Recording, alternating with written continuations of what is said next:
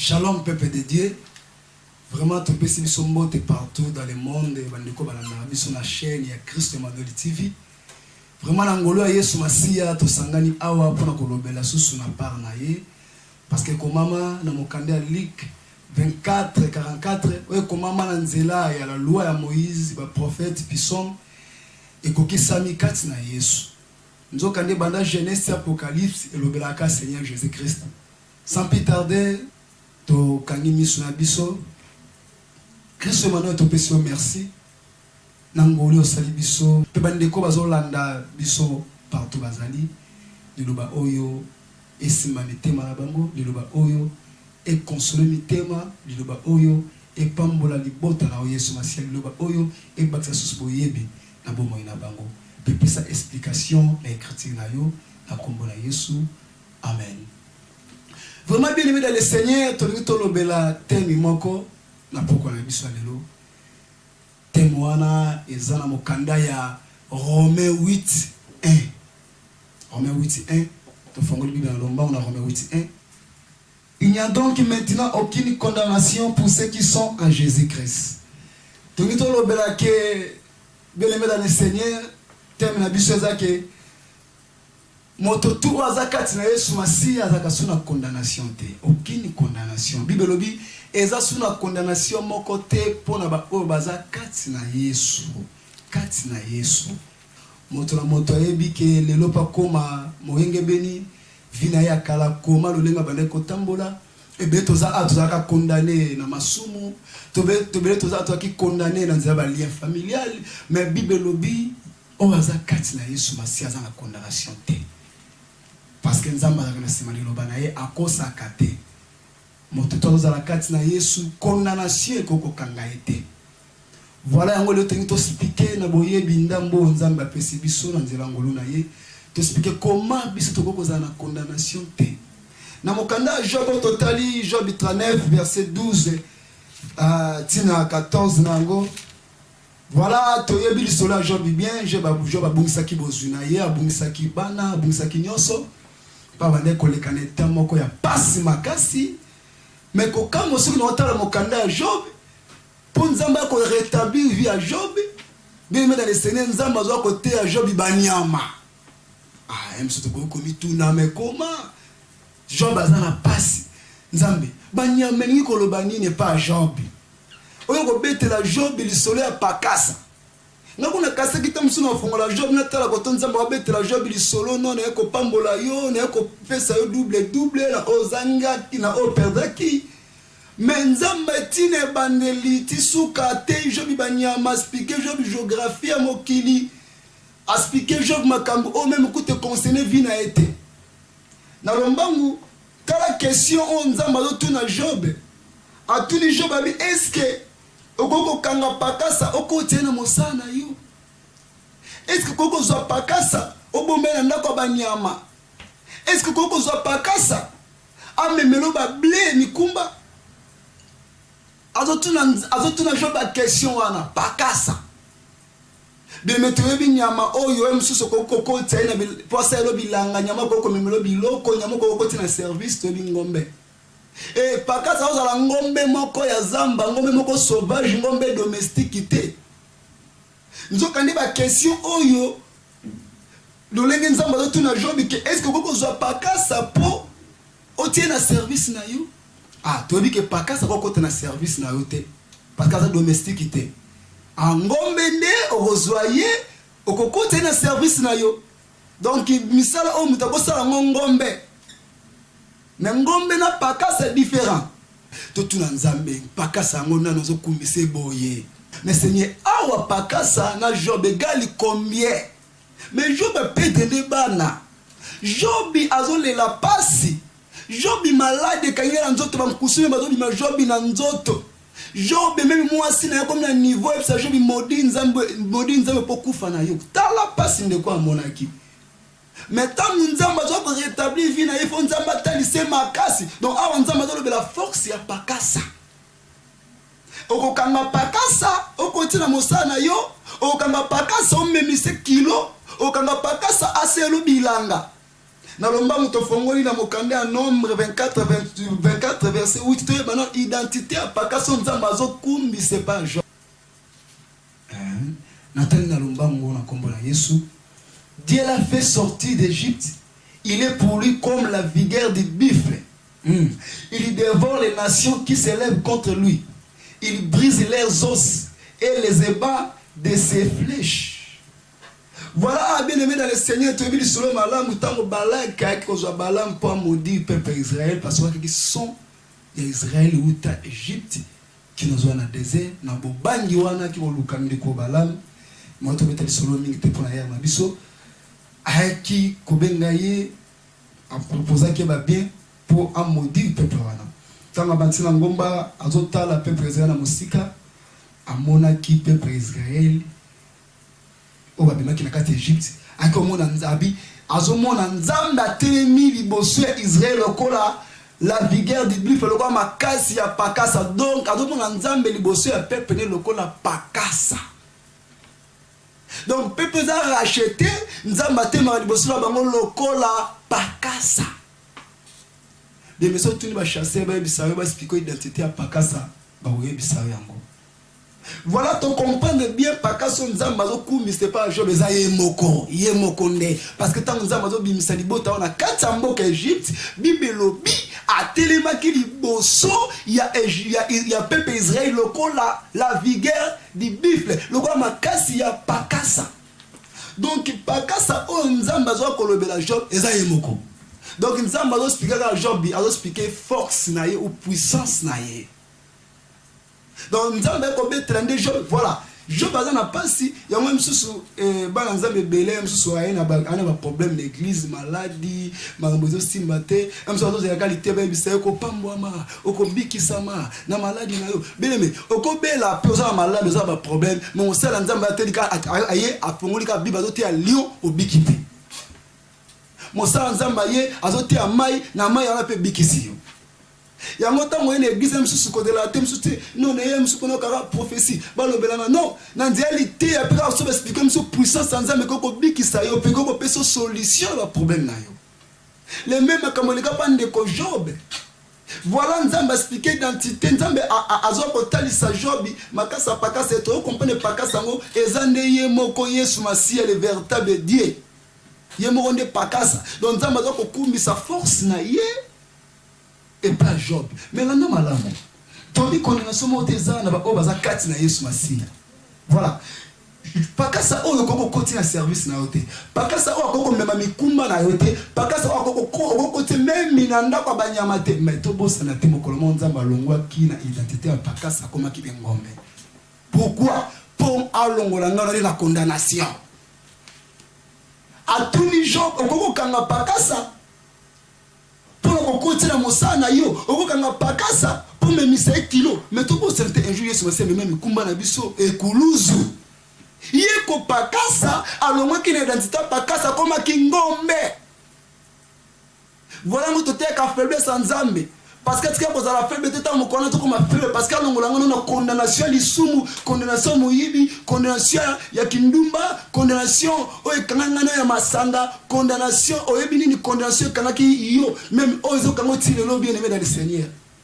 Mais pour nous on a condamnation et c'est que nzamba longwa na puissance na ye nzamba longwa na makasi na ye akoma ngombe batu basakana ye batu bakange singa ba mema ye na boucherie ba boma na ekuluzu amema kilo ngana yo pona nini biti moko pona kolongola ngana na condamnation.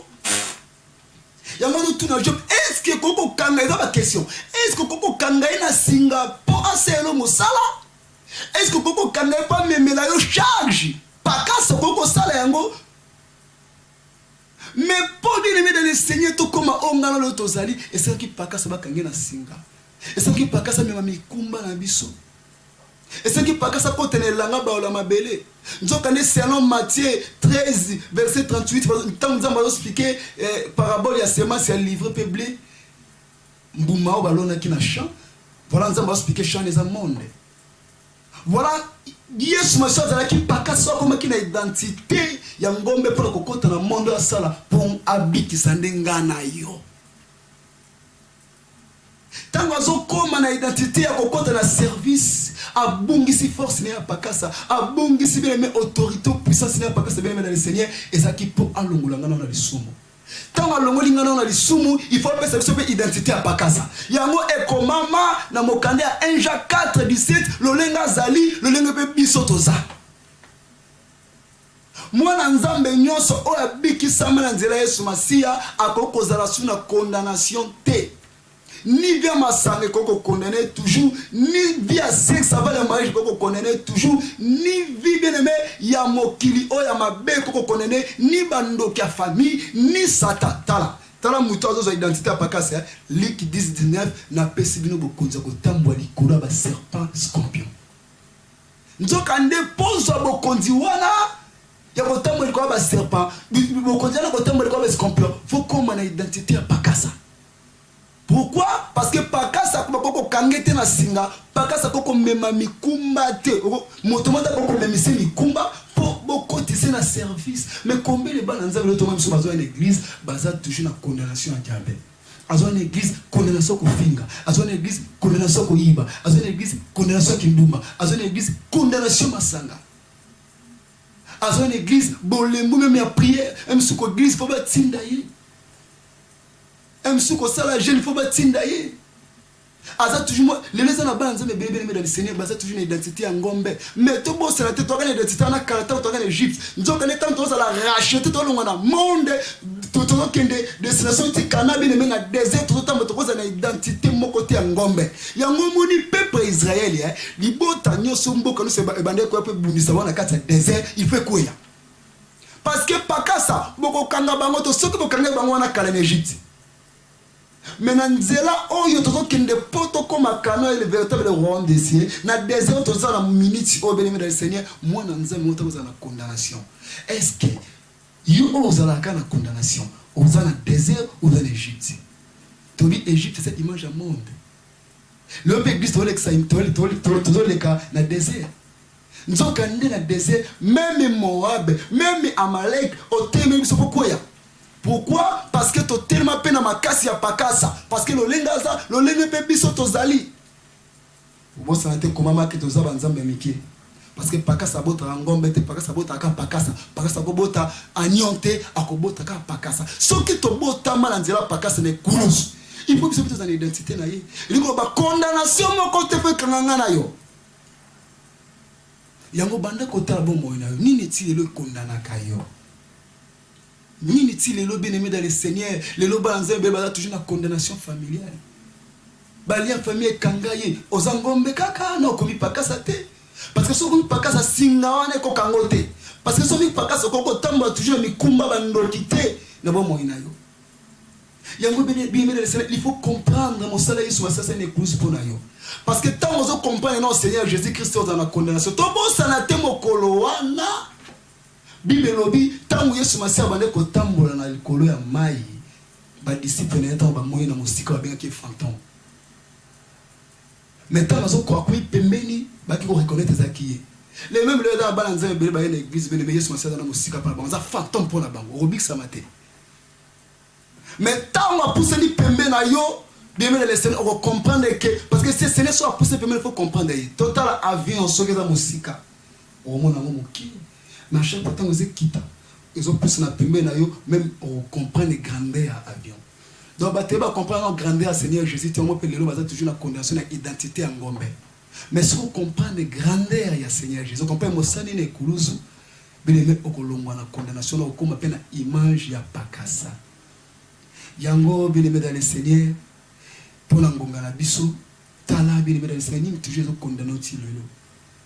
Est-ce que ça toujours une image ya ngombe? Parce que ceux qui sont moins condamnés au tiré de cette il faut que vous avez toujours une image en gombe parce que ngombe des fois quand on a service ngombe des fois ça la bilanga mais yesu aya qui parle ngolanga na yo na mabewana alonga na condamnation wana oyo bane ko condamner biso apesa biso autorité likolo nango yango bele de Seigneur à chaque fois ça toujours une image en gombe aux en chape beaucoup de likolo te Pierre à reconnaître Jésus Messie, aux Christ et Dieu, le Fils de Dieu vivant. Mais il y a Jésus Messie, on a retourné l'église. pe na opesa yo chave royaume de na kopesa je te donnerai za ki fiti parce que loko na minute za ki no un homme condamné aki un homme aki no ngombe c'est na ko kopesa ye chave te mais mokolo oyo azo yamba molio mosanto zo longola condamnation pour za chave ya kokanga na sepe kokanga likolo nzoka nde po yo pozo chave wana bien aimé dans le Seigneur faut longola condamnation za ki fiti ya que te na pesi yo je te donnerai. Parce que la minute on a Pierre va ko réclamer na nous pas sata la minute on a bien le Seigneur qui na lisumu ko bunda ko kata tumatoi condamnation même ko on a condamnation pas zo chave ya bokonza likolo est-ce que vous avez na chave ya bokonza likolo soko za ngombo za na chave ya na soko mina ni pas pakase po zo yango oko kangana se okanga malikolo tango tozo na église baka na game soko sala 10 ans on a c'est 10 ans 5 à 20 ans na senga ke loko na zo yangote est-ce que au sali 15 na église ou sali 15 na église ou bien sali 15 à 4 na Yesu na royaume na parce que là ba te bela ça 15 na église na sali 15 à 4 na Yesu te ceux qui no sali 15 à 4 na ye il faut na condamnation mais ceux qui sali 15 ans na église on le monsieur ba mususu a sali 10 ans a senga ke loko zo kate parce que na kota 4 na Yesu na te 4 na ye na condamnation te. Voilà bien le Seigneur otozaki na mopa ko lobia libota nzambe ki condamnation za kate 4 na Yesu za ba pakasa moto mota ko kota biso na service na ye moto mota ko kota biso na bowumbu pe lisumu moto ko condamner biso ni bokonzi ya famille ni lien familial. Voilà ko tozali pour la lombango tokanga miso na biso to bondela liloba o bien le Seigneur ezala grave iloba oyo efongola mémoire na yo obana ko tala vie na yo est-ce que nazaka na image ya pakasa ou nazana image ya ngombe bien aimé dans le Seigneur la condamner mais pakasa ozala sous la condamnation wana te pe ba redominer ko li sous te kanga bisko tozali to bondela to pesi merci Yesu basi nzamba tsaki kimbo na ye akitaki na se awa pona kolongola biso na image ya ngombe tozala ka condamner na masumu tozaka condamner bien aimé tozaka condamner na ba désir mon kiloyo tozaka condamner et par le diable kasi yesu ko yaki yesu maseki polongo biso na condamnation wana voilà yo tokoko sepa to ba keza na condamnation moto liko na biso il faut to tambola toujours na nzela no ya sainteté yesu masia mosala saki na ekulozi yangwana soki yo za le véritable pakasa tika ki bokonzi na yo otika ki force no popo comme ça na image na yo yango tika yesu masia ndeko alandi ngai na mokolo ya lelo yesu na ngonga oyo o lisumu ezo condamner za toujours image ya ngombe o yesu masia sa zo condamner yesu masia na condamnation moko boy ko na ngai okangola ye mosano ekuluzu prédication ya croix eza puissance pour na biso to bika e bikisa yesu masia bapona na yo pe bikisa ndeko akangama lisumu mbula na mbula azana image ya ngombe yesu masia longo na image ape comme c'est l'image ya pakasa afin que kolo kota na service te à satan avec que kolo yesu masia na condamner c'était azala condamner te na lisumu.